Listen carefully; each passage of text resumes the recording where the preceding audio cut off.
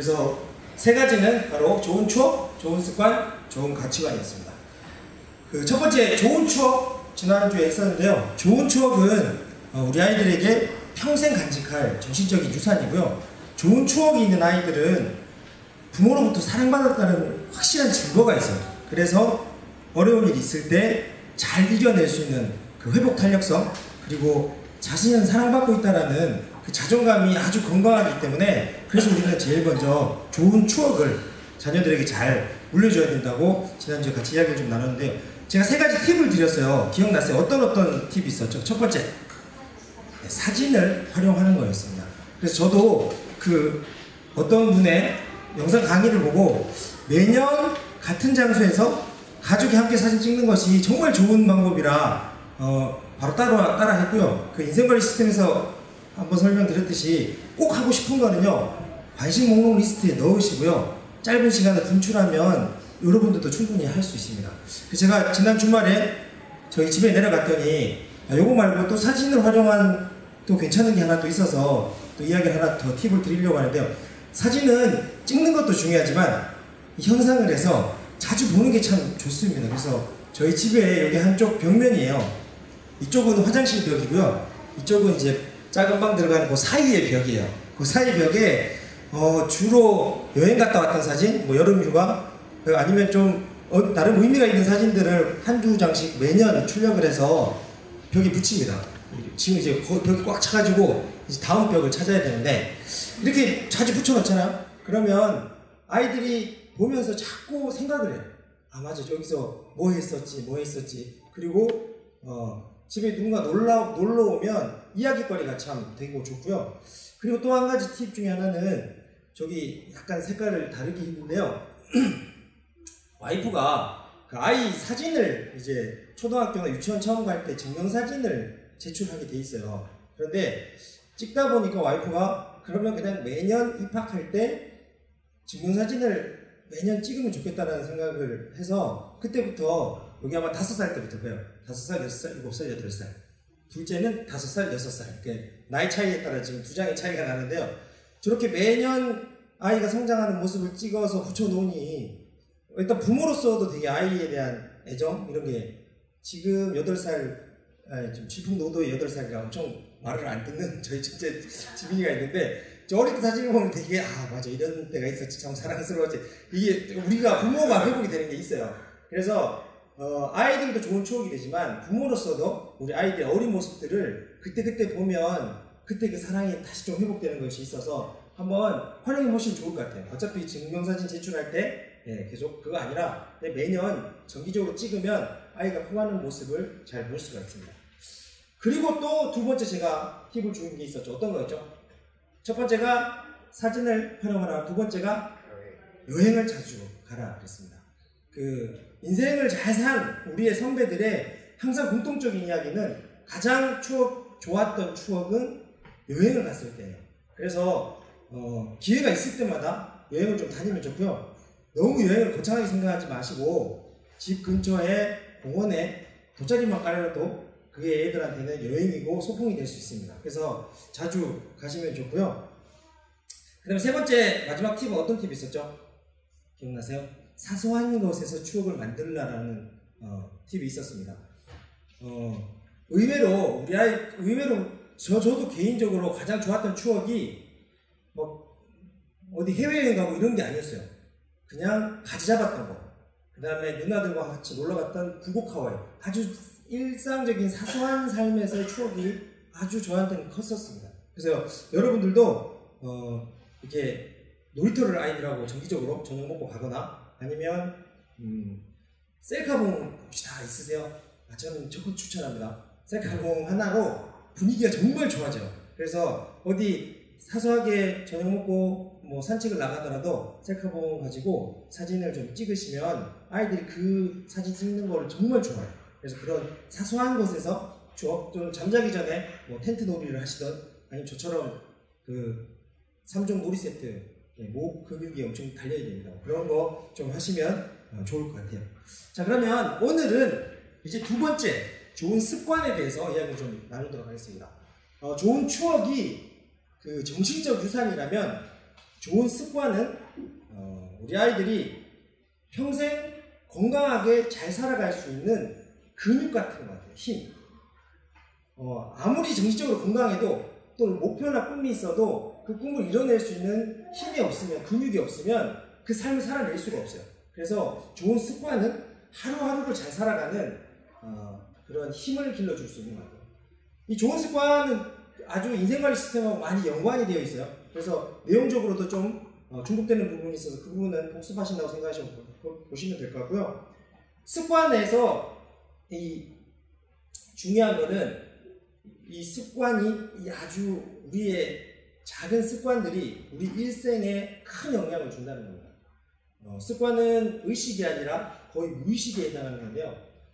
하루를 살 때 의식적으로 사는 거하고 무의식적으로 사는 게 몇 대 몇인 것 같아요. 제가 한번 질문 드린 것 같은데 무의식적으로 사는 게 몇 프로일 것 같아요? 의식적으로 사는 것. 제가 드린 질문은 그렇게 심각하지 않기 때문에 언제든 편하게 정답이 그게 중요하진 않아요.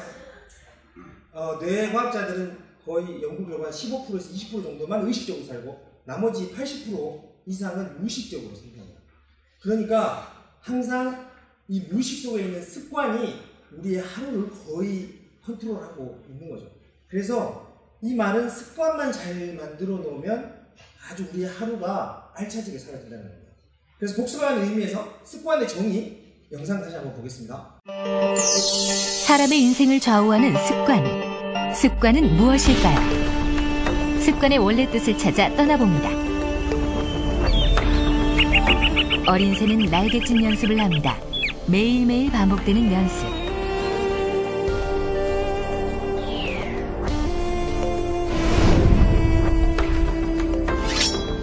매일매일의 연습들이 모여 마음속 깊이 새겨져 익숙해집니다.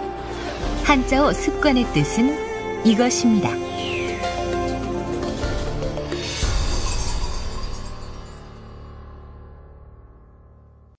습관이라는 것은 우리가 어떤 특정한 자극에 반복적으로 노출이 되거나 혹은 어떤 특정한 행동을 반복적으로 행한 결과로 말미암아 초래되는 자동화 과정 혹은 자동적인 행동 이렇게 정의를 내릴 수 있습니다. A habit is a behavior that is performed automatically by virtue of the fact that it has been repeated numerous times in the past. There are other forms of automaticity which are formed in other ways, but a habit is where the reason it's automatic is because it's been performed frequently in the past in the same situation. 네, 아마 한 번씩은 다 지난번 강의에서도 보셔서 알겠지만 습관의 정의를 잘 우리가 파악하고 개념을 이해하고 있으면 습관이 얼마나 큰 힘을 가지는지 알 수 있습니다. 습관의 정의에서 핵심 개념, 핵심 단어는 뭐라고 생각하세요? 반복, 예, 좋습니다. 또 매일매일, 좋습니다. 또 하나가 중요한 게 있어요. 하나가 안 나왔어요. 자동화. 요 세 가지를 조합하면 돼요. 매일매일 반복해서 행동하면 그게 습관이 돼요. 그런데 습관이 되면 그 다음부터 그 습관은 자동화돼 버립니다. 자동화돼 버리면 우리가 신경을 쓰지 않아도 이제 무의식 속으로 넘어가죠. 신경 쓰지 않아도 스트레스 받지 않아도 자동적으로 걔가 하게 되어 있습니다. 이 말은 습관을 잘 만들어 놓으면 자동적으로 내 삶이 좋아진다는 거고요. 반면에 잘못된 습관을 가지고 있잖아요. 자동적으로 우리의 삶은 나빠지게 되어 있습니다. 습관이 아주 중요하다는 것을 한 문장으로 깔끔하게 정리한 글이 있는데요. 이제 다 보이시나요? 자, 보이세요? 다 같이 한번 읽어볼게요. 자, 시작! 생각의 씨를 뿌리면 행동을 거둬들일 것이요 행동의 씨를 뿌리면 습관을 거둬들일 것이요 습관의 씨를 뿌리면 성격을 거둬들일 것이요 성격의 씨를 뿌리면 운명을 거둬들일 것이다. 자, 영어로는 읽지 않겠습니다. 자, 여기 그래서 제일 중요한 부분은 결국은 결론은 아주 성공적인 그리고 내가 원하는 삶을 살기 위해서는 우리가 뭘 해야 되는지를 가르쳐 주는 건데요. 첫 번째는 생각에 씨를 뿌리고요. 그래서 내가 좋은 인생을 살고 싶다. 내가 정말 거룩한 삶을 살고 싶다라는 생각을 먼저 정하고 그런 다음에 그에 따른 행동을 시작을 하고요. 이 행동이 반복돼서 습관까지만 가잖아요. 그러면 그 이후부터는 자동적으로 우리의 성격이 바뀌고 우리의 삶이 바뀔 수 있다는 거예요. 제가 생각하는 핵심은 바로 이 습관입니다. 전에도 한번 말씀드린 것 같지만 지금 우리의 모습은요, 우리의 과거의 습관의 결과물입니다. 그래서 내가 진짜 원하는 삶을 살고 싶잖아요. 미래에 내가 원하는 삶의 모습을 갖추고 싶으시면 지금 15%에서 20% 있는 그 의식을 활용해서 습관을 만드셔야 돼요. 습관을 만들면 이 습관이 미래에 나를 만들어 갈 수 있어요. 그렇기 때문에 습관은 정말 우리가 원하는 삶을 살 수 있는 아주 가장 중요한 키일 수 있습니다. 그래서 제가 여러분들하고 이야기 나누고 싶은 우리가 정말 우리 자녀의 우리가 꿈꾸는 또는 정말 바라는 부모로서 아주 건강한 우리 자녀가 자라기 위한 삶을 그리신다면 우리 자녀가 그런 삶을 살 수 있는 습관을 잘 물려주면 돼요. 아니면 습관을 만드는 도움을 주면 됩니다. 저는 크게 두 가지 습관을 이야기하려고요. 첫 번째는 기본 생활 습관이고요. 두 번째는 좋은 습관인데요. 우선 기본 생활 습관을 좀 설명을 드릴게요.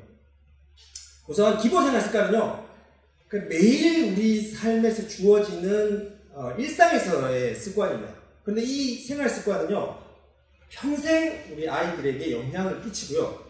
그리고 이 기본 생활 습관을 보통 형성하는 데 가장 영향을 많이 주는 사람은 누굴까요? 부모입니다, 부모. 그래서 부모의 책임이 있습니다. 그래서 제가 제안드린 첫 번째 기본 생활 습관은요, 일찍 자고 일찍 일어나는 겁니다. 이게 사실은 참 아주 중요해요. 별거 아닌 것 같지만 결혼하고 많은 사람들이 싸우는 이유 중에 하나가 부부가 자는 시간이 다른 경우가 진짜 많아요. 남편이 밤에 잠을 안 자요. 영화를 보거나 게임을 하거나 바뀔 수도 있어요. 또는 아내가 쇼핑을 하거나 뭘 하거나 밤에 늦게 자고 이게 잠자는 패턴이 다르잖아요. 그럼 부부관계는 절대 좋을 수가 없습니다. 그래서 가장 건강한 거는요, 일찍 자고 일찍 일어나는 아주 기본적인 생활 습관은 어릴 때부터 갖춰주면 참 좋습니다. 그리고 제가 봐도 밤 늦게 그렇게 유익한 시간을 가지기가 쉽지 않아요. 제 생각에 철학이들 이외에 사실 밤 10시 이후에는 그렇게 유익한 시간 보내기 쉽지 않습니다. 가능하면 일찍 자시고요. 근데 반면에 새벽에 일어나서 헛짓은 진짜 안 돼요. 새벽에 일어나시잖아요. 정말 유익하겠어요. 의미 있게 돼요. 운동을 하거나 책을 보거나 말씀을 큐티를 하거나 새벽에 헛짓하기 쉽지 않습니다. 그렇기 때문에 가능하면 일찍 자고 일찍 일어나면 좋고요. 저는 개인적으로 저희 부모님한테 참 감사한 것 중에 하나, 저희 어머님이 정말 일찍 자고 일찍 일어나는 거에서 거의 달인이셨어요. 근데 안타깝지만 저희 어머님이 일찍 일어난 이유는 새벽 불공을 하시기 위해서 일찍 일어났어요. 진짜 저는 어렸을 때 눈 뜨면 어머님이 가부좌를 들고 앉으셔가지고 저희 어머니가 믿는 그 불교는 엄청 되게 신실한 불교예요. 매일 그렇게 1시간씩 아침에 앉아서 1시간 꼼짝도 안 해요. 1시간씩 염송하시고 그 다음에 점심 때는 잘 모르겠고 자기 전에 한 번 더 하고, 제 생각에 거의 하루에 3번 정도 1시간씩 딱 기도와 그 염송 그 불공을 들으시는 어머니의 모습을 늘 보면서 커와서 어머니는 평생을 거의 4시 반에서 5시 사이에 일어나신 것 같아요. 그러다 그걸 저도 많이 봐왔기 때문에 저도 웬만하면 5시, 만약 6시에 일어나잖아요? 그럼 진짜 그날 찝찝해요. 그러니까 그게 아주 생활 습관이 돼 있어서. 그런데 일찍 일어나잖아요? 그럼 일찍 자요. 피곤해가지고 일찍 일어나면 한 번씩 한번 해보세요. 어떤 분이 저한테 자꾸 문의해, 어떻게 하면 일찍 일어날 수 있냐, 자기는 밤에 자꾸 늦게 자신다 그러는데 어금니 꽉 깨물고 몇 번만 일찍 일어나면요 피곤해가지고 밤에 빨리 자집니다. 어쨌든 그 패턴을 잘 만드시는 것이 또 우리 아이들에게 정말, 근데 요즘 정말 깜짝 놀라요. 너무 아이들이 늦게 자요. 11시, 12시는 진짜 기본인 것 같아요. 그거 좋지 않은 것 같아요. 제가 사는 곳이 한국 외대 앞에 지금 그 원룸에서 사는데요. 요즘은 뭐 좀 일이 있다 보면 한 11시, 12시쯤에 집에 들어가거나 집에 들어가기 전에 집에 에어컨이 고장나서 너무 더워가지고 그 앞에 있는 이제 롯데리아 같은 데서 잠깐 컴퓨터로 일한다고 들어가요. 그런데 진짜 가족이 3, 4, 5 많이 앉아있어요. 그 중에 어린아이들 되게 많더라고요. 근데 가능하면 정말 그렇게 늦게까지는 아이들 깨우는 거는 사실 추천하지 않습니다. 그리고 이 뇌 발달이나 또 키가 자라는 데서는 12시 전으로 저는 안 좋아요. 한 9시쯤 자면 키 많이 큰다고 하죠.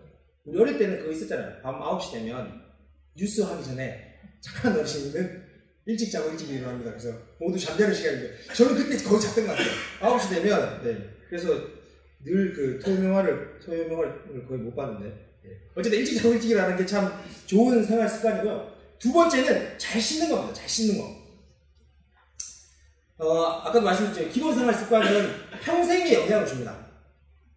부부가 많이 싸우는 이유 중에 하나도 씻는 것 때문에 남자들 특히 남자분들 몇 분 계신데 어렸을 때 잘 안 씻는 습관이 된 사람들은 커서도 잘 안 씻는 경우가 되게 많아요. 그래서 뭐 기분 좋아야 발 한 번 씻고 뭐 이래서 엄청 그 부부에서 부부싸움에 하나의 둘의 팁이 되는 많은 그런 상황이 많이 발생하기도 하는데 씻는 거는 건강에 정말 큰 영향을 줍니다. 특히 손 씻는 거 하나만으로 정말 건강에 전염병의 70% 이상은 손 씻는 것만으로도 해결됩니다.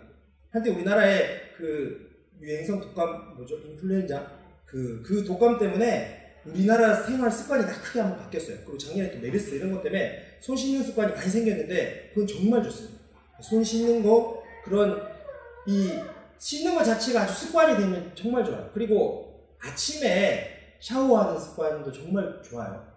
우리 뇌세포를 활성화시키고 몸의 근육을 이완시키면서 쫙 깨기 좋은 게 샤워입니다. 그리고 남성분이 여성분이 이렇게 샤워기로 이렇게 쪼그려서 이렇게 많이 머리 감고 하잖아요. 그 척추 의사가 살면서 가장 하지 말아야 될 행동 중에 하나랍니다. 그렇게 엎드려 쪼그려서 이렇게 머리 감는 게 허리 그렇게 안 좋대요. 그래서 그냥 이렇게 서서 이렇게 샤워하면서 머리 감는 게 훨씬 허리 건강에도 좋습니다. 그리고 또 씻는 습관이 좋은 거, 아주 중요한 것 중에 하나는 양치질입니다. 양치질. 혹시 매일 시간 칫솔 또는 치실 사용하시는 분 혹시 있으세요? 네, 있어요. 이건 들어도 되는데. 이게 사실, 이 양치 습관이 진짜 큰 돈 절약합니다. 큰 돈 절약해요. 저희 와이프가 치과를 갔었는데, 이 젊었는데 풍치가 올 수도 있다는 진단을 받았어요. 저는 풍치가 그렇게 무서운 건지 몰랐어요. 풍치는 잇몸이 이제 약해져서 심해지면 이빨이 전부 다 내려앉아버리면 다 빠져버릴 수 있대요. 그래서 젊었을 때도 올 수 있다는 거죠. 그래서 그때 이제 와이프가 집중적으로 한 3달이나 6달 동안 그 치과에서 칫솔질 하는 것부터 다시 세세하게 다 배우기 시작했어요. 그래서 와이프가 우선 본인의 이제 치아 건강 때문에 완전히 이 양치하는 습관이 바뀌어서 그게 다 이제 우리 가족에게 다 전파가 돼가지고. 그런데 치과 의사님 되게 중요한 얘기를 하시더라고요. 1분 이빨 닦잖아요? 그럼 그 이빨은 10년 쓸 수 있대요. 2분 닦으면 20년, 3분 닦으면 30년. 그래서 정말 이빨을 40년, 50년 쓰고 싶으시면 진짜 40%에서 50%, 아니죠. 그러면 잇몸 다 뻘거지 안 돼요. 4분에서 5분은 칫솔질 하는 게 정말 좋은 습관이에요. 저는 정말 사실 칫솔질 할 때 입냄새나 아니면 내 입에 찝찝한 거를 이제 없애는 정도로만 칫솔질 했지, 잇몸 건강을 위해서 그렇게 구체적으로 칫솔질 하는 건 몰랐었어요. 근데 와이프의 그 풍치 사건 이후, 그리고 한 6개월 정도 지났는데 완전 건강한 잇몸이 됐어요, 와이프가. 그래서 우리 집안도 정말 칫솔질을 여기서 다 얘기할 수는 없지만 잇몸에서부터 살살 지그시 눌려서 위에서 쓸어내리듯이 최소한 30번에서 50번 정도. 그렇게, 그리고 앞쪽도 이렇게 30번에서 50번. 위에. 그럼 안쪽. 그럼 이 안쪽. 그럼 이 바깥. 위니만 해도 거의 한 2분 정도 갑니다. 그 다음에 여기 밑에. 마찬가지로 안에. 마지막에 혀. 하시고, 그다음에 치간 칫솔로 치간 이빨 사이 한번 다 해주고, 그다음에 이게 처음에는 엄청 비쌀 것 같지만 정말 개운하고요. 그리고 이게 나중에 정말 요즘 너무 임플란트가 정말 많이 하는데요. 이런 칫솔질만 해도 정말 이빨이 건강하고. 그러고 나서 제가 회사에 관찰해 보니까 정말 근데 회사에서 밥 먹고 양치하시는 분들 중에 몇몇은 저처럼 진짜 30초 만에 끝내는 분이 있는가 하면 3분에서 5분 늘 하시는 분이 있어요. 우리 팀에도 물어보니까 거의 치과를 잘 안 가요, 그런 분들. 그렇기 때문에 그런 씻는 습관, 이빨, 그런 습관은 부모님이 자녀에게 물려줘요. 그리고 또 한 가지 참 좋은 거 하나 배웠는데요. 그 화장은 하는 게 중요해요, 지우는 게 중요해요. 지우는 게 중요하죠.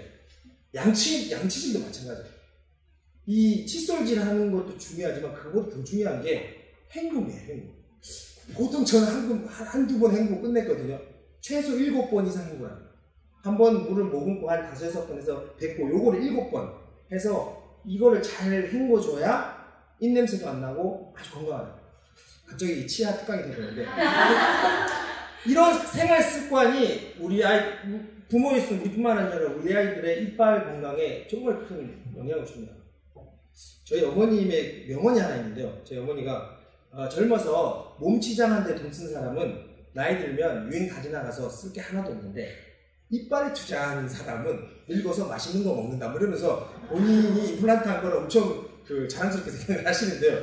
정말 젊었을 때 이 이빨에 대한 투자, 건강에 대한 투자를 하시면 평생 큰 건강에 대한 복을 누릴 수 있습니다. 그 다음에 세 번째는요. 올바른 식습관입니다. 식습관. 사실 건강에 정말 많은 영향을 주는 건 또 식습관입니다. 똑같은 음식을 먹어도요. 어떤 사람은 살이 찌고요. 어떤 사람은 살이 안 찌고요. 어떤 사람은 속에 탈이 나고요. 어떤 사람은 속에 잘 탈이 안 나는 거는 식습관입니다. 그 중에 가장 큰 것 중에 하나는 얼마나 오래 씹고 천천히 먹느냐가 핵심입니다. 그래서 밥을 빨리 먹는 사람들의 공통적인 습관은 역류성 식도염과 소화가 좀 덜 되고 그리고 살이 쪄요. 빨리 먹으면 왜 살이 찌는지 저도 빨리 먹으면 많이 먹어서 살찌는 줄 알았는데 그게 아니고요.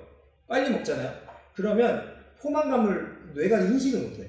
그러다 보니 우리 위가 가진 것보다는 더 많이 먹게 돼 있어요. 그런데 이것 또한 최소한 한 번 넣으면 30번 정도는 씹어주면 아주 소화가 잘 되고 살도 좀 적게 찌고 포만감 있으면 좀 생각보다 적게 먹습니다. 그래서 천천히 먹는 거. 우리 애들 보고 항상 얘기하죠. 빨리 먹어라, 빨리 먹어라. 물론 너무 안 먹어서 속이 터질 때, 속이 첨불 날 때는 그러죠. 애 밥 안 먹고 돌아다니고 이런데 그것도 어릴 때부터 돌아다니지 않게 아주 식습관을 잘 잡아두잖아요. 그러면 건강해집니다. 그리고 또 하나 저는 아버지한테 진짜 감사한 것 중에 하나는 아버지가 평생 반찬 투정을 안 하셨어요. 우리 집에서 반찬 투정하면 쫓겨나요. 밥 뭐 없어요. 아무것도 못 먹어요. 그래서 저도 그게 습관이 돼서 정말 반찬 투정은 제 뇌속에 잘 없는 것 같아요. 그래서 뭐 식당을 가서도 뭐 어떤 사람들이 식당에 뭐 맛이 있네 없네 저 안 하거든요. 근데 아이들에게 진짜 어릴 때부터 반찬 투정은 진짜 배부른 소리죠. 그냥 엄마가 해주는 거 무조건 그냥 잘 먹게. 반찬 투정 밥 뺏어버리세요. 밥 주지 마셔야 돼요. 그래서 다시는 투정 못하게. 저 같은 경우는 몇 번 어렸을 때 아버지한테 그렇게 밥을 뺏긴 이후에 투정을 절대 안 합니다. 마지막 네 번째 기본생활 습관 중에 하나는 정리정돈입니다. 정리정돈. 우리 참 정리정돈이 안 돼서 우리가 낭비하는 게 정말 많아요. 가끔 진짜 안 사도 되는 거 분명히 가지고 있었는데 어디 있었는지 몰라서 까먹어서 뭐 하는 그런 경우도 많고요. 뭐 하나 찾느라고 시간 엄청 내느라고. 근데 저는 어렸을 때는 정리정돈 습관이 진짜 안 들여져 있었어요. 그러다가 이제 군대 가서 엄청 이제 맞아가면서 비용을 들여가며 정리정돈 습관을 들였어요. 한 2년 정도 두드려 맞으니까 정리 습관이 생겼어요. 근데 그 습관이 이제는 전 진짜 좋아요. 저 어렸을 때는 저희 어머니가 진짜 황당했대요. 신주머니를 일주일을 유지를 못했어요. 다 잊어버려요. 다 잊어버렸어요. 진짜 엄청 잊어버렸어요. 그 습관이 어디 가겠어요? 군대 가서 군대에서 뭐 잃어버리면 정말 큰일 나요. 근데 진짜 막 소총도 어디 한번 나무에 놔두고 막 엄청 해나가요. 진짜 엄청 해나가는데 그래서 이제 뭐를 어디에 둬야 되는지를 자꾸 이제 습관이 돼가지고 진짜 중요한 건 뭐 어디 몸에 붙이거나 어디 넣거나 아니면 항상 어디 뭘 제자리에 두는 게 딱 습관이 되고 나니까 지금 회사에서도 뭐 일을 하다 보면 많은 서류들을 관리해야 되고 되잖아요. 근데 그게 습관이 되니까 이제는 그 3P 바이언더도 저한테 많이 도움이 됐지만 어쨌든 그 습관 때문에 시간도 많이 절약하고 제가 뭐 어디에 뭐가 있는지 아니까 훨씬 삶이 효율적이 됐어요. 그래서 이런 건 어렸을 때 우리 부모님이 정리정돈에 대해서는 많이 어머님이 대신 해줘버리시는 것 같아요. 그러니까 그건 아닌 것 같아요. 자기 물건은 확실하게 정리정돈할 수 있게끔 잘 생활 습관을 만들어주는 게 참 좋습니다. 그런데 다 공감 가시죠? 이 네 가지 이야기. 근데 여러분 자녀들 이거 다 잘하세요? 아니죠. 이게 아주 불편한 진실이 있습니다. 마음을 무겁게 하는 불편한 진실이 있는데요. 인정하기 싫지만 우리 아이들이, 우리 자녀들이 기본생활 습관이 잘 안 잡힌 거에는 아주 큰 원인이 있어요. 그 원인에 해당하는 영상을 한번 잠깐 보고 이야기를 할게요. It looks like rain again today. Dark clouds gather and fill the sky. Don't know how to talk to you, just know how to say goodbye. Have you actually got a driver's license? I don't think so. Go back where you came from. Learn to speak English. Go back where you came from.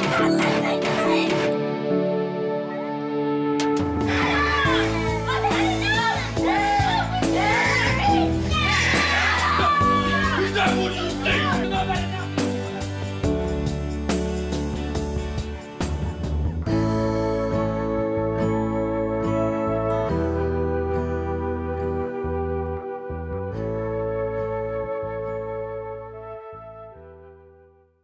이게 심각한 겁니다. children do, children see, children do. 아이들은요 본대로 행동합니다. 그러니까 일단 이 심각한 얘기죠. 정말 우리 아이들에게 좋은 생활 습관을 주려고 하면 우리가 좋은 생활 습관을 많이 보여주는 것 외에는 답이 없어요. 간디가 삶인 메시지라는 이야기를 했는데요. 되게 중요한 것 같아요. 우리 아이들은 우리의 말을, 부모님의 말을 듣고 자라지 않습니다. 부모님들의 말을 듣고 크지 않아요. 부모님의 뒷모습을 보고 배우고 부모님의 뒷모습을 보고 큽니다. 맨날 우리가 막 좋은 얘기 해봐야도요, 우리가 행동을 바꾸지 않잖아요. 우리가 행동을, 모습을 보여주지 않잖아요. 그러면 생활 습관은 잡히지가 않습니다. 그래서 제가 추천드리고 싶은 거는, 먼저는 부모로서 우리가 아주 좋은 생활 습관을 가지고 일단 기본적인 생활 습관을 우리가 잘 세팅을 하고요. 그런 다음 또 부모로서 존경받고 싶으시면 정말 좋은 습관을 부모로서 보여주고 물려주는 게 정말 중요한 것 같아요. 그래서 그 좋은 습관은 정말 많이 있어요. 그리고 제가 인생관리 시스템에서도 결국은 인생관리 시스템 핵심은 하루에 작은 좋은 습관들을 만들 수 있게끔 하는 게 인생관리 시스템이었어요.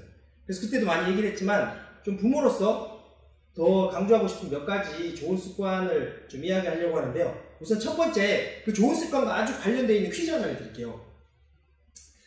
그 정신과 의사들이 이야기하는 최고의 치료법이라고 합니다. 그래서 이거는 불안장애나 우울증, 뭐 일반적인 스트레스, 뭐 이런 경우에서 아주 최고의 모든 상황에서 효과적인 치료 방법이랍니다. 이거 뭘까요? 네? 제 질문은 막 답을 던져도 전혀 부담 없는 그런 거예요. 혹시 어떤 걸 같아요?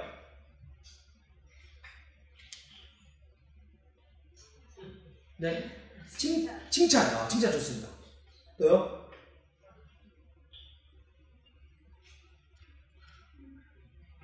그러네요. 좋습니다.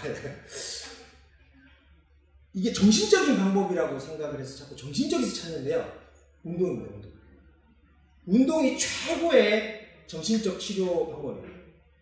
운동만큼 스트레스를 잘 해소하고 좋은 거는 없다고 해도 과언이 아닙니다. 그래서 치료 방법으로서, 정신적인 치료 방법으로서 가장 좋은 것 중에 하나가 규칙적인 운동입니다. 그래서 제가 좋은 습관 중에 총 4개 정도 이야기할 텐데, 첫 번째는 규칙적인 운동하는 습관을 일단 부모로서 우리들이 가지고 있고요. 그런 다음에 그걸 자녀에게 잘 물려주는 게 필요한 것 같아요. 지난번 혹시 기억나시죠? 이 규칙적인 운동을 꼭 막 헬스장 가서 또는 뭐 이렇게 뭘 꼭 그런 걸 하지 마시고요. 그냥 생활 속에서 자고 일어나자마자 할 수 있는 스트레칭 그런 거 있어요. 요즘은 워낙 유튜브나 이런데 너무 좋은 그런 강의들이 되게 많아요. 근데 저는 어떻게 보여드릴 수가 없는데, 아침에 자고 일어나자마자 하는 운동이 있어요. 한 길게 하면 7분, 5분에서 7분 정도 하는 게 있어요. 자고 나서 온몸의 혈액을 순환하는 그런 운동.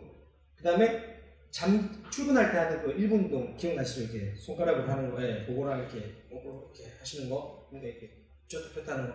그런 습관, 그 다음에 자기 전에 하는 습관. 그래서 그거를 이제 저는 주말에만 내려가 있으니까 그래도 주말에 아침에 일어나면 그걸 늘 해요.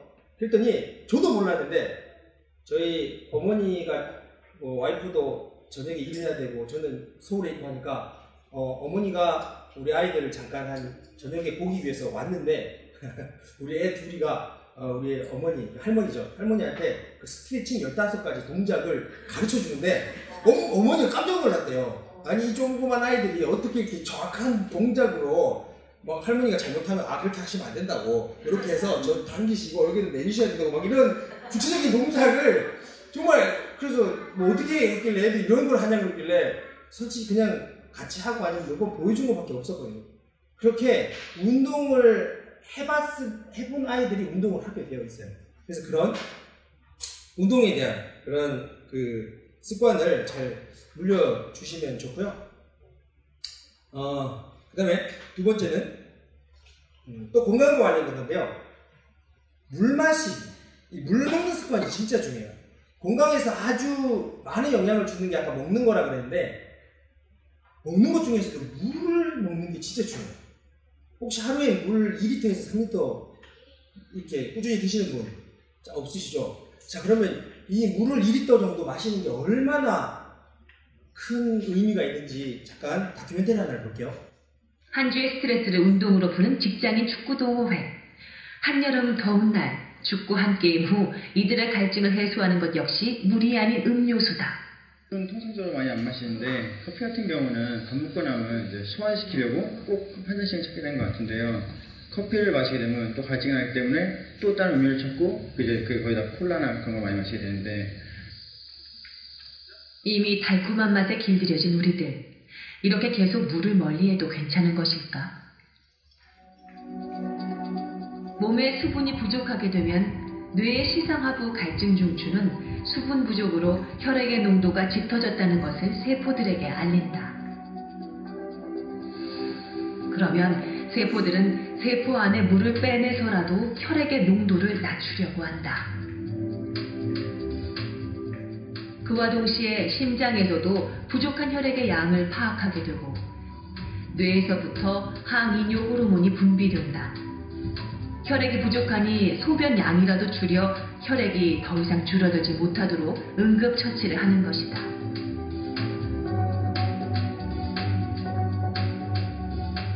이렇게 항이뇨 호르몬이 배출되면 신장에서 소변으로 걸러져 나가야 할 물이 다시 재흡수되어 우리 몸으로 들어오게 된다. 이런 과정이 계속 일어나게 되면 우리 몸은 만성적인 탈수에 놓이게 되고 결국에는 세포와 혈액의 건강이 나빠지면서 이유 없는 짜증과 피로감, 우울감, 심하게는 질병까지 일으키게 되는 것이다. 어쩌면 우리들이 잦은 짜증과 피로감. 자, 아주 심각한 이야기예요. 저게 무슨 얘기냐면요. 우리 몸에서는 물이 필요한데 어디서 가장 많은 물을 필요로 하냐면 세포가 건강하려면 세포 안에 물이 있어야 되고요.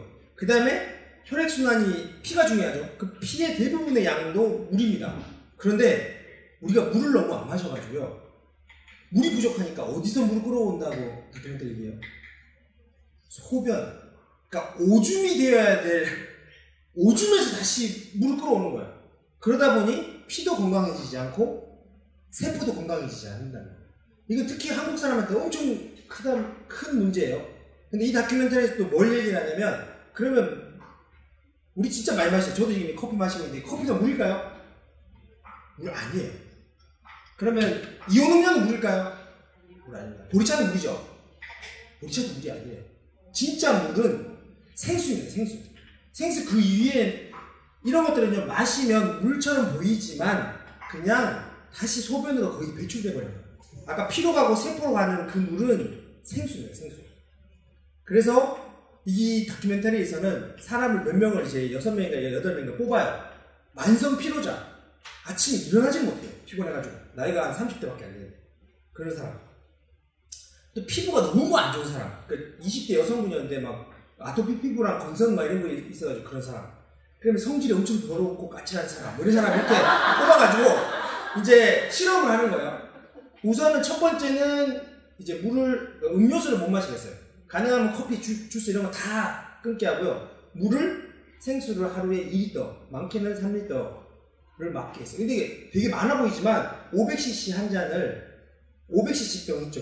500cc 병을 오전에 2병, 점심 먹기 전까지 아침부터 2병, 그 다음에 저녁 먹기 전까지 2병, 자기 전에 2병 이렇게 먹으면 총 6병 먹으면 3리터 되고요. 안 되면 2리터 돼요.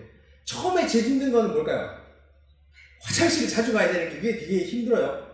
그런데 우리의 원래 몸의 방광은 하루에 2리터에서 3리터 이상 물을 마셔도 화장실 이렇게 많이 안 갈 정도의 방광이 원래 우리 인간의 몸인데 자꾸 안 먹어도 쪼그러든 거예요. 요거 한 달이나 2달만 하면 방광이 다시 커져요. 그래서 저도 물을 정말 많이 마시는데 화장실은 이제는 자주 안 가요. 옛날에 저 이것도 보고 바로 따라했죠. 아주 심각해져가지고 인생관리 시스템에 바로 넣었어요. 하루에, 그러니까 오전에 체크리스트에 물을 2번 먹기, 점심에 2번 먹기, 자기 전에 2번 먹기, 이렇게 관리 넣고요. 습관이 될 때까지, 이제는 뭐 습관이 돼버려서 그냥 자동으로 되는데. 그러고 나니까 정말 한 3개월 지나서 그 사람들 다시 똑같이 추적 관리했어요. 그 아침에 못 일어났던 사람. 아침 새벽에 벌떡벌떡 일어나요. 그리고 피부 진짜 안 좋았던 그 20대 여성분, 건선이랑 그 식생활을 바꾸고 물만 많이 마셨는데 피부가 정말 깨끗해졌어요. 그리고 성질 더러웠던 사람, 진짜 성질 좋아지고, 막 이래가지고. 여러분들도 진짜 물을 잘 마시는 것만 하셔도 지금 만성피로, 아니, 뭐 만성피로, 이렇게 솔직히 안 피곤하신 분 잘 없잖아요. 제가 정말 추천드리고 싶은 건 물을 생각보다 적게 마시고 계신다면 물을 많이 드셔보세요. 근데 물을 또 밥 먹을 때 많이 먹고 이러면 안 돼요. 왜냐면 그러면 또 소화가 잘 안 되기 때문에 밥 먹고 나서 한 30분 후거나 아니면 밥 먹기 좀 전에 충분히 좀 물을 먹는 습관을 들여두시면 그게 정말 큰 도움이 됩니다. 그 다음에 또 세 번째 제가 좋은 습관으로 추천드리고 싶은 게 한 가지가 있는데요. 이거는 이제 스트레스 해소하고도 상당히 관련이 되어 있어요. 연구를 해봤어요. 스트레스 해소했을 때 같은 시간에 이게 아마 15분인가 정도를 했을 때 내가 가지고 있는 스트레스 100을 뒀을 때 몇 프로를 감소시킬 수 있느냐를 체크를 했는데요. 21%에 해당하는 스트레스 해소법이 있습니다. 자, 우리 어린 친구들이 제일 좋아하는 스트레스 해소법은 뭘까요? 게임이죠, 게임. 게임하면 엄청 스트레스를 받죠. 저도 사실 개인적으로 게임을 엄청 좋아했어요. 저는 게임 중독가가, 그러니까 요즘 컴퓨터 게임까지 아니고요. 위닝이라고 이렇게 축구하는 게임이 있는데요. 웬만한 사람은 저 이기지 못합니다. 제가 거의 우리 회사에서도 다 평장하고 제가 1등하고 게임 엄청 좋아해요. 스트레스가 많이 해소될 거라고 저는 생각을 했는데요. 게임이 가장 스트레스가 많습니다. 비디오 게임은 21%밖에 그 스트레스 해소 효과가 없어요. 42%에 해당하는 건 산책입니다. 산책을 하면 거의 40% 이상의 스트레스 해소가 되고요. 그 다음에 우리 커피 마시면서 수다 많이 떨잖아요. 그게 사실 스트레스 해소에 정말 좋은 거예요. 커피 한잔 하면서 동료들과 이야기하고 가족들과 이야기하는 게 스트레스를 50% 반 이상 절감시켜줍니다. 그 다음에 60%를 넘어가는 거는 진짜 의미 있어요. 그 중에 하나는 바로 음악 감상입니다. 그래서 저는 진짜 크리스찬들이 참 좋아요.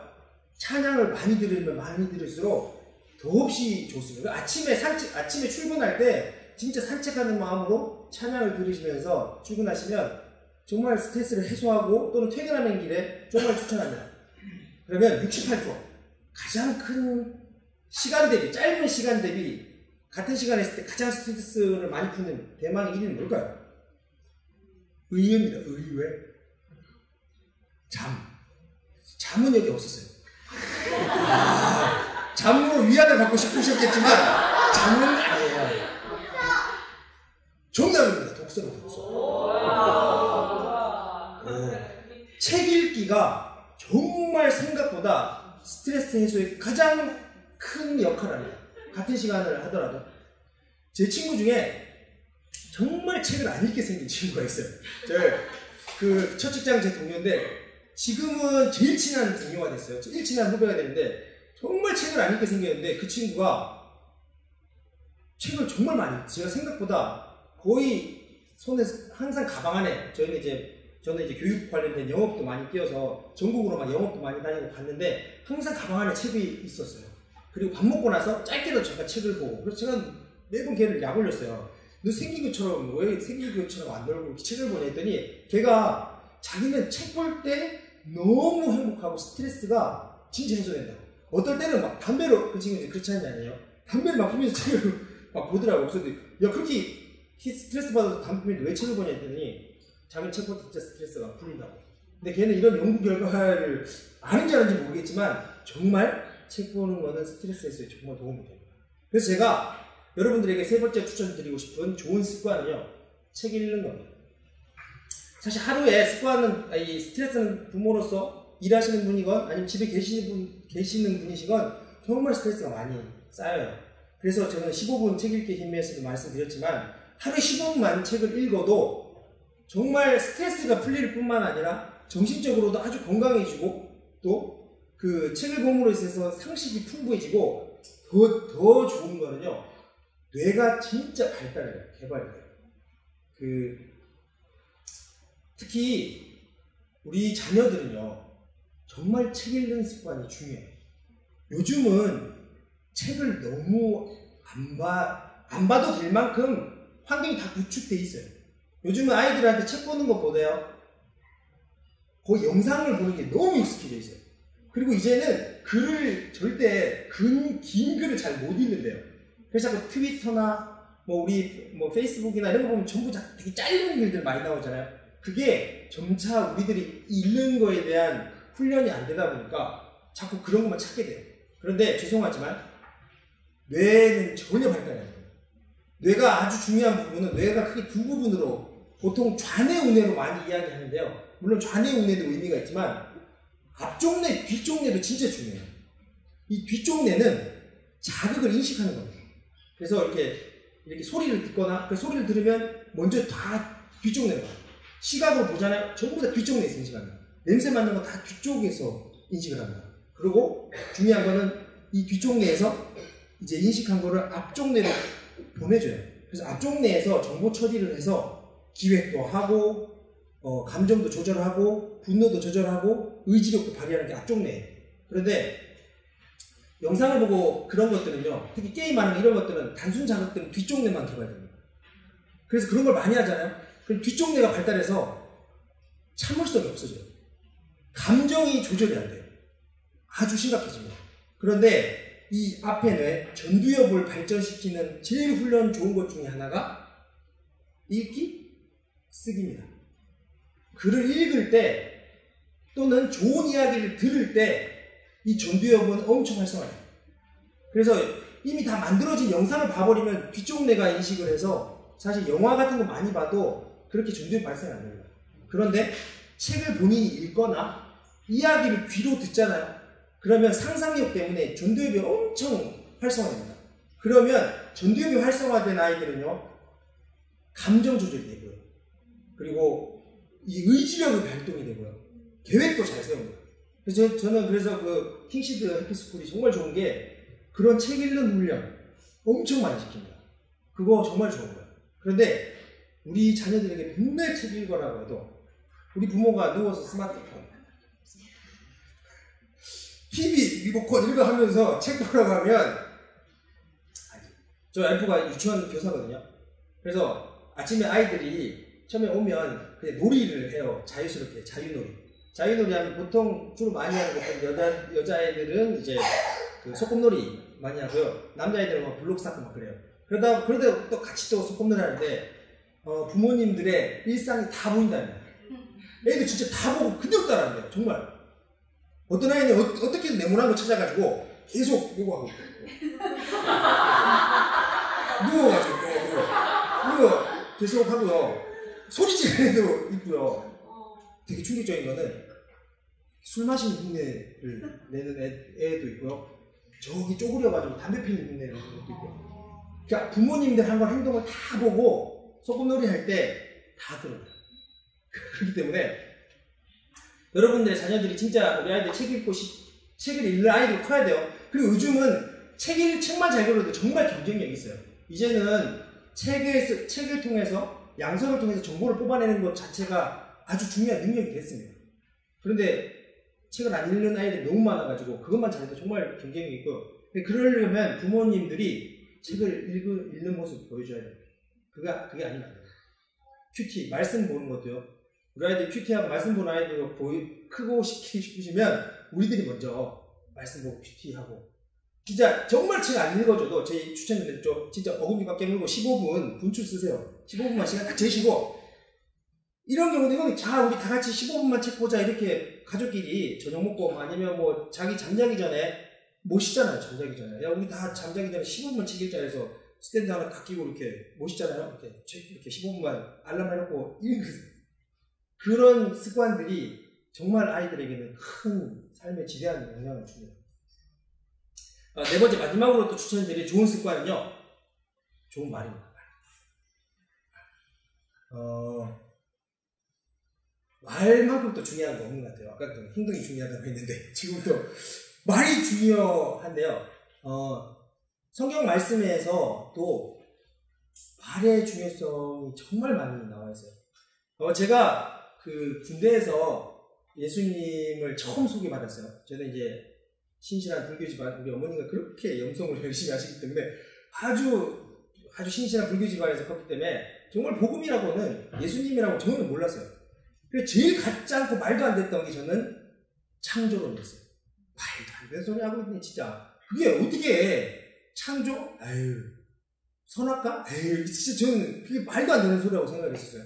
그런데 군대에서 우리 저를 전도했던 그 형이 참 전도를 잘 하셨는데, 다음에 기회가 되면 그 전도법을 한번 얘기해 드릴게요. 근데 그분이 저는 그 이기자 부대라고 강원도 화천에서 엄청 다른 빡센 부대에 있어요. 그래서 그렇기 때문에 막 욕도 많이 하고 사람들이 되게 거칠어요.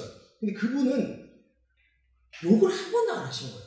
그래서 제가 인격적으로 그 사람 되게 호감이 났어요. 야, 저 사람 참 친절하다, 참 괜찮다. 근데 이제 그분은 이제 후임병이 잘못하면 한 기도를 한 30분 해버려요. 그러면 나중에 제발 상병님 때리세요. 그냥 저를 때리시고, 사실 힘들으면 기도하지 말라고 막 그러시는 분인데, 이제 그분이 이제 저를 이제 타겟으로 본 거죠. 그러면서 저보고 제가 어떤 게 있었냐면, 새벽에 군대에서도 새벽에 일어나서 이제 막 공부를 하려고 했어요. 근데 그분이 저를 보고 이제 막 얘기를 했죠. 너 왜 이렇게 열심히 사냐? 이렇게 하다가 되게 의미 있는 이야기를 많이 했어요. 마음이 가난한, 넌 마음 진짜 부자인 것 같다. 마음이 가난한. 그랬더니 저는 난 마음이 부자라고. 저는 그 형이 저한테 마음이 부자인 것 같다고. 저는 마음이 부자라고.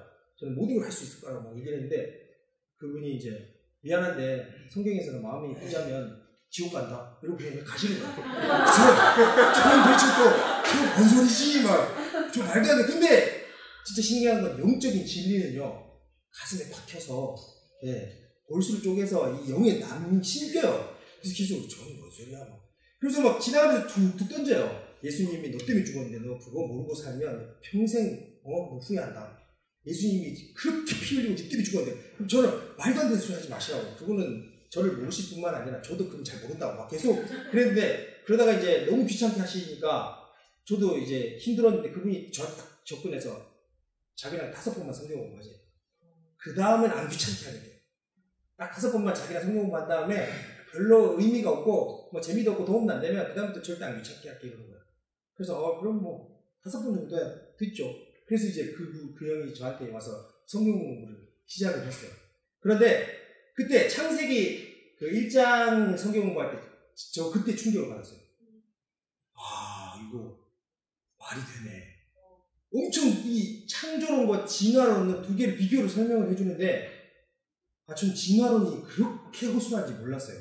그냥 학교에서 배웠으니까. 그게 그렇게 뭐 시작은 사실 설명을 못하죠. 빅뱅에 의해서 뭐 이유는 알지 못하면 붕 터져가지고 그렇게 번개치고, 번개가 또 왜 생겼는지 모르지만 어쨌든 뭐 쳐가지고 그것들이 물질이 합쳐져서 빅뱅에 의해서 뭐 우주가 만들어지고, 그래서 막 공룡도 있고 막 그런 것들을 보면서 되게 논리적이라고 생각했었는데, 그 형 이야기를 듣고 보니까 너무 허술한 거예요. 그런데 그 형이 너무 심플하게 됐어요. 그런데 하나님은 이 세상을 말씀으로 창조했다. 빛이 있으라 했더니 빛이 생겼다. 그러는 거예요.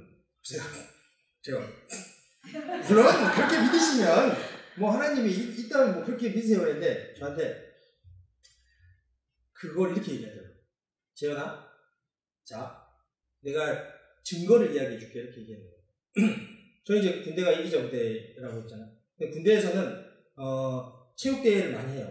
근데 이제 체육대회는 이제 대대장님의 좋아하는 종목에 따라 이 여러 가지 종목이 막 생기는데 우리 연병장에는 그때 저기 씨름장이 없었어요. 근데 우리 대대장님이 씨름을 너무 좋아하시는 거예요. 그래서 자, 내일 체육대회인데 우리 씨름하자. 그러고 대대장님 가세요. 그럼 어떻게 되는지 아세요? 부대원 300명이 저 깨울에 가가지고 모래를 퍼서 진짜 깜짝 놀랐어요. 2시간 만에 없던 씨름장이 눈앞에서 생기는 거예요. 저 진짜 되게 신기했어요. 저게 말이나 되는 소린가 했는데 되는 거예요. 근데 그 형이 저한테 그러더라고요. 재현아, 이게 대대장, 300명을 관리하는 대대장이 말 한마디 했는데 없던 씨름장이 생겼다. 그러면 니는 안 믿지만 만약에 창조주 능력이 하나님이 계시다면 그분이 말씀하시면 생긴다. 이렇게. 오, 말이 되는 거예요. 아, 이거는 말이 되는 것 같아요. 근데 믿느냐 안 믿느냐의 문제지만 말이 되는 거예요. 그런데 진화론은 너무 허술해요. 그래서 그때부터 제가 이제 그분한테 이제 낚이기 시작한 거예요. 그래서 진짜 성경 공부를 딱 5번 하고 나니까 아, 예수님이 죄가 없이 죽으셨어. 암만 얘기 들어봐도 예수님이 그 죄가 없으신데 진짜 죽으셨더라고요. 그리고 마지막 결론적으로 너 때문에 죽었다. 이렇게 하고 이제 성경 공부를 끝냈어요. 그런 다음에 이제 진짜 그분의 죽음을 네 인생에 영접할래 말래를 나보고 결정하라. 그러고 이제 유의 그냥 저를 놔두고 이제 그냥 다른 사람 하시더라고요. 근데 그분의 그 성경 공부 방법이 저한테 너무 큰 영향을 줬어요. 저도 요즘도 그 방법 써요. 저 친한 사람들한테요. 자꾸 영적인 말을 툭툭 던져요. 이거 인생의 문제는 예수님 외에는 답이 없다. 뭐 이런 얘기 되게 심각할 때 한 번씩 던지다가요. 나중에 내가 성경 공부 나는 딱 5번만 하자. 진짜 귀찮게 안 해. 진짜 5번만 하고 아무 의미 없으면 할게. 그러면 의외로 5번 해요. 왜냐하면 저항이 났거든요. 계속 뭐 교회를 가자 뭐 하자 그러면 되게 부담스럽지만 5번? 그리고 밥도 제가 사요. 밥도 내가 사주고 성경 공부 해줄게. 그러면 딱 그 사람이 타겟되잖아요. 그럼 이제 셀이나 공동체 얘기하는 거죠. 이제 그 사람이 시작하기로 했다. 기도해다오. 이해하고 성경 공부 엄청 준비하죠. 그 다음에 있어요. 창세기 1장에서는 하나님이 사랑의 하나님, 2장에서는 선악과를 통해서 죄가 무엇인지, 3장에서는 사탄을 통해서 어떻게 세상에 죄가 들어왔고 우리 영이 죽게 되는지, 그리고 3장 마지막에 그 원시복음 있죠. 뭐죠? 여자의 후손이 뱀머리를 박살내는 거랑 이제 가죽옷을 통해서 이 보혈의 피를 통해서 어떻게 구원받는지 그거 딱 5번 안에 승부를 걸어버리는 거예요. 그런데 정말 1년에 한 3-4명은 늘 불신자가 예수님 영접해요. 그 성경 공부 방법으로. 그래서 어쨌든 뭐 그런 방식으로 교회니까 굉장히 할 수 있는 거죠. 어쨌든 제가 이야기하고 싶은 건 좋은 말이군요. 말에는 결국 말의 능력이 있다는 거예요. 하나님 말씀으로 세상을 창조했고요. 그 창조의 원리는 지금도 유효합니다. 그래서 지금 우리의 삶의 모습은 과거에 우리가 어떤 말을 했느냐에 대한 결과물일 수 있어요. 자 보세요. 우리 말씀에 다 보이시나 다 같이 읽겠습니다. 잠언 10장 19절에서 시작. 말이 많으면 허물을 넘기 어려우나 그 입술을 제어하는 자는 지혜가 있느니라. 자, 또 잠언 18장 21절. 죽고 사는 것이 혀의 힘에 달렸나니 혀를 쓰기 좋아하는 자는 혀의 열매를 먹으리라. 마지막 야고보서 다 같이 시작. 또 배를 보라. 그렇게 크고 광풍에 밀려가는 것들을 지극히 작은 키로서 사방의 끝대로 운행하니 이와 같이 혀도 작은 지체로 돼 큰 것을 자랑하는다. 보라, 얼마나 작은 물이 얼마나 바늘을 태우는가. 죽고 사는 것이 혀의 힘에 달렸고요. 하나님 세상을 말씀으로 창조할 때 그 말씀의 능력이 우리 인간에게도 주어졌습니다. 오직 인간만이 말합니다. 오직 인간만이 하나님한테 받은 창조의 능력이 있어요. 그래서 우리가 하는 말들은 다 창조의 능력이 있습니다. 그래서 우리가 무슨 말을 하는지가 결국은 결과물로 나옵니다. 하나님은 세상을 창조하신 그 창조의 원리의 법칙을 그대로 유지하고 계시고 하나님은 변하지 않으세요. 우리가 바뀌고 우리가 막 감정이 흔들리지만 그러면 그 하나님의 만드신 그 창조의 원리를 우리는 잘 활용해야 우리가 그 안에서 복을 누리고 살 수 있습니다. 그리고 과학이 발전하면 발전할수록 하나님 말씀은 점점 증명이 됩니다. 그와 관련된 아주 중요한 다큐멘터리 하나 볼게요. 여기 막 지은 쌀밥이 있습니다. 그리고 각각의 병에 좋은 말과 나쁜 말을 붙이면 실험 준비는 끝입니다. 안녕하세요. 아, 네, 안녕하세요. 네, 부탁드립니다. 이게 뭐예요? 앞으로 한 달 동안 네. 한쪽 병에는 좋은 말씀을 좀 해주시고요. 그리고 한쪽 병에는 듣기 싫은 말씀을 좀 해주세요. 아, 뚜껑을 열고요. 알아들을까요? 고맙습니다. 아, 예쁘다. 냄새 날 것 같아. 짜증나. 미워. 카메라 앞이라 그런지 짜증나도 너무 짜증 안 나게 얘기하시네요. 제대로 한번 짜증나게 할까요? 네, 짜증나. 어우, 짜증나. 아우, 힘들어요. 이런 말 못하는데. 아. 고맙습니다. 짜증나. 감사합니다. 짜증나. 아, 예쁘다. 아유, 짜증나. MBC 아나운서실과 일반 사무실 모두 5곳에 전달했는데요. 4주 후 과연 어떤 변화가 생길지 함께 기다려볼까요? 4주 후. 안녕하세요. 맡긴 물건 찾아왔습니다. 아, 맡기신 물건이요? 이거죠? 그리고 여기요. 두 눈을 믿기 힘들 정도로 차이는 분명했습니다. 고맙습니다는 예쁘잖아요. 하얗고 뽀얀 곰팡이가 많이 생기긴 했는데 하얗고 뽀얀 곰팡이가 있고요.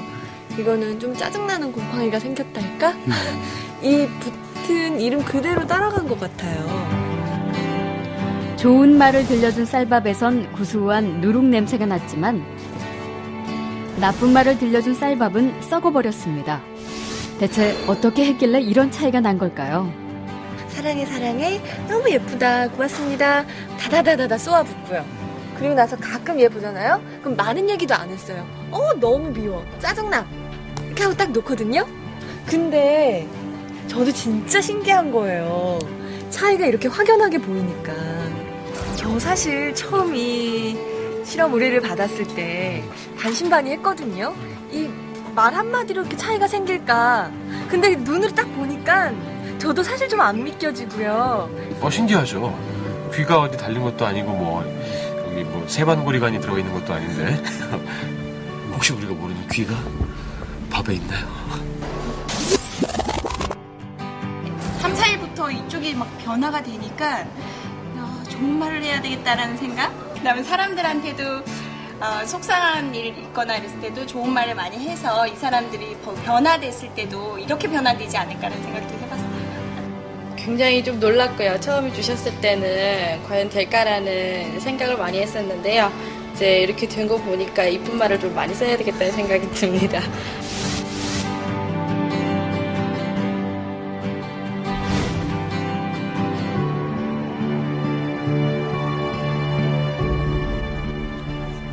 밥풀이 한 달 동안 겪은 일을 기록한 사진인데요. 그 결과가 바로 여기 있습니다. 단지 좋은 말과 나쁜 말을 들려줬을 뿐인데 보이시죠? 이렇게 색깔이 확연하게 구분될 정도로 다르게 변해버렸습니다. 이게 만약 밥풀이 아니고 우리의 가족이나 친구 혹은 직장 동료였다면 어땠을까요? 건강한 파동과 밝은 에너지를 전해주는 말의 힘을 새삼 깨닫게 됐습니다. 말의 힘을 새삼 깨닫게 됐죠. 네, 정말 우리가 어떤 말을 하느냐가 창조의 원리 그대로 능력이 있어요. 그래서 특히나 진짜 아이들에게는 아주 사랑한다는 말, 그리고 짜증 섞인 비난이나 증오는 저런 완전 새까맣게 곰팡이에 피워버린 저런 영향을 줄 수가 있습니다. 그래서 말을 참 바른 말을 잘하는 거를 습관화하게 그래요. 말도 결국은 습관이에요. 정말 그리고 요즘 참 신기한 게 이 말씀에 다 있는 거를 이제 인간들은 늘 연구를 해서 그 뇌신경과학이 되게 발달해서 막 NLP라는 엄청 전문 분야가 있어요. 근데 그 분야의 결론은 뭐냐면 아주 성공하고 잘 사는 사람은 늘 바르고 긍정적으로 말을 했고 인생이 실패하고 어렵게 산 사람은 늘 부정적인 말을 입에 달고 살았다는 거를 엄청 연구 결과를 통해서 그거 가지고 사람 막 훈련하고 있어요. 우리는 다 알고 있는 성경적인 이야기인데 근데 실제로 진짜 그렇습니다. 그래서 제가 보니까 기적을 창조하는 긍정적인 말이라는 추천하는 글이 있어서 간단히 좀 소개하려고 합니다. 이런 말들은 정말 기적을 그리고 아주 긍정적인 상황을 만들어내는데 첫 번째가 내 잘못입니다라는 이야기입니다. 내 잘못을 인정하면요 실수를 바로잡고 해결책을 모색할 수 있습니다. 그래서 뭐 부모든 남편이든 뭐 나이가 많든 적든 실수했을 때는 잘못했습니다라고 인정하는 게 정말 바른 말이고요. 그리고 두 번째 미안합니다입니다. 미안하다고 얘기하는 거는 상대방을 어려움을 먼저 알고 내 실수를 인정한다는 겁니다. 그래서 미안하다는 말을 하면 관계가 좋아집니다. 특히 부모 자식 간에 오랜 갈등이 있었던 사람들은 서로 미안합니다라는 말 하나만으로도 관계가 정말 회복이 됩니다. 그리고 세 번째는 할 수 있습니다라는 말입니다. 누구나 실패에 대한 두려움이 있고요. 비난이나 비웃음에 대한 걱정이 있습니다. 근데 그때 할 수 있다라는 그 이야기가 그 사람에게 큰 힘이 될 수 있습니다. 그 다음에 네 번째는 당신을 신뢰합니다입니다. 정말 우리가 이 사회가 또는 이 공동체가 잘 되려면 그 사람이 상대방이 잘할 수 있다라는 그 믿음, 서로에 대한 신뢰가 약속을 지킬 거라는 그 신뢰가 이 공동체를, 사회를 잘 성공할 수 있게 도와줍니다. 네 번째는 당신이 자랑스럽다는 겁니다. 새롭게 일을 시작하거나 자신감이 필요한 사람, 그리고 또는 누구든지 참 필요한 말이에요. 우리가 특히 부모로서 자녀들이 너는 참 자랑스럽다, 내 자랑스러운 딸이다. 그게 참 큰 칭찬이에요. 그 다음에 고맙습니다. 고맙습니다라는 말은 배려에 대한 감사를 보이고 사려 깊은 생각에 대한 인정이고요. 당신이 필요합니다라는 이야기도 참 중요합니다. 특히 부부간에 나는 당신이 필요해. 당신이 있기 때문에 내가 있어라는 이런 말들이 아주 그 사람으로 하여금 더 많은 일을 할 수 있게 합니다. 내가 필요한 사람이라는 걸 깨닫게 되면 참 큰 에너지가 생기죠. 그 다음에 사랑합니다. 사랑합니다는 우리 가족들, 특히나 가까이 있는 사람, 남자들은 잘 못하는 사람도 많지만 사랑합니다라는 말을 정말 입에 달고 사는 것만큼 더 건강해지는 건 없습니다. 그리고 마지막으로 존경합니다. 존경받고자 한다면 먼저 존중하는 게 참 중요합니다. 이런 기적을 창조하는 말들, 아주 긍정적인 말들을 자꾸 습관화해서 연습해야 됩니다. 이게 소리내서 하지 않으면 오늘은 시험학에서 짝꿍 실습을 안 하는데 정말 계속 실습을 통해서 이런 말씀을 많이 하면 좋고요. 저는 혹시 인생관리 시스템에서 좀 기억나실지 모르겠지만 제 인생관리 시스템의 출근길에 요 고백이라는 게 있어요. 고백이 뭐냐면요, 말씀으로 정말 긍정적이고 좋은 말을 소리내서 고백하는 제 생활 습관을 만들려고 체크리스트 안에 넣었고요. 요거는 제 휴대폰을 이제 캡처한 건데 그 휴대폰에 제가 매일 고백하는 6가지 종류가 있어요. 건강에 대한 말씀에 대한 고백을 통해서 육신과 정신의 건강을 고백하고요. 그 다음에 제 정체성에 대한 거, 아내를 위한, 자녀를 위한 기도, 그 다음에 또 건강에 대한 기도. 그래서 좋은 기도문들을 좀 모아가지고 그걸 매일 소리내서 있습니다. 예를 들면 이런 거예요. 주님은 나의 목자십니다. 내게 부족함이 없습니다. 능력의 부족함이 없습니다. 힘의 부족함이 없습니다. 돈의 부족함이 없습니다. 어떠한 부족함이 없습니다. 주님은 나의 목자십니다. 이런 문구를요, 몇 개를 전 모았죠. 이게 말이 정말 큰 힘이 된다고 배워서, 그러면 내가 매일매일 어떤 말을 선포할까를 막 모아서 제 나름대로 그냥 만든 말씀 고백집 같은 게 있어요. 그리고 기독교 신앙서를 찾아보세요. 말씀 고백 이런 거 치면요, 이미 정말 좋은 말씀을 많이 찾아놨어요. 그러면 하루에 한두 구절이라도 소리내서 읽고 고백하는 것들이 정말 큰 힘이 됩니다. 그러면 진짜 위기가 왔을 때 걱정이 오는 게 아니고요, 내가 소리내서 얘기했던 그 고백의 말씀이 다시 내한테 힘이 됩니다. 자, 그러면 이제 마무리 정리하려고 하는데, 이런 좋은 습관 누구나 다 가지고 싶죠. 그렇잖아요. 가지고 싶잖아요. 그러면 이 좋은 습관을 가지는 비밀을 저는 이미 여러분들이 공개했습니다. 그거는 뇌에 달려있어요. 뇌의 큰 특징이 한다니까 그랬죠. 뇌세포를 한번 가지고 태어나면 증가하지 않고 계속 잃어간다. 이거 O예요, X예요? O일까요, X일까요? 자, O라고 생각하시는 분. X라고 생각하시는 분. 네, 이거 지난번 다 한번 인생활 시스템 나왔죠. X입니다. 우리는 어렸을 때 뇌세포는 평생 안 생긴다고 했잖아요. 얘 들었잖아요. 머리 쿵 받고 나면 너는 뇌세포가 500마리 죽었어. 이러면 영원히 그 뇌세포가 안 생기는 줄 알고 막 그랬었는데 뇌각이 발달해서 그렇지 않다는 겁니다. 이게 제 주장이 아니라 뇌알통이론이라고 했죠. 뇌알통이론, 영어로는 읽지 않겠습니다. 자, 그 뇌알통이론은 알통의 특징이 뭐라고 했죠? 쓰면 쓸수록 계속 발전되고 개발이 됩니다. 언제까지? 몇 살까지?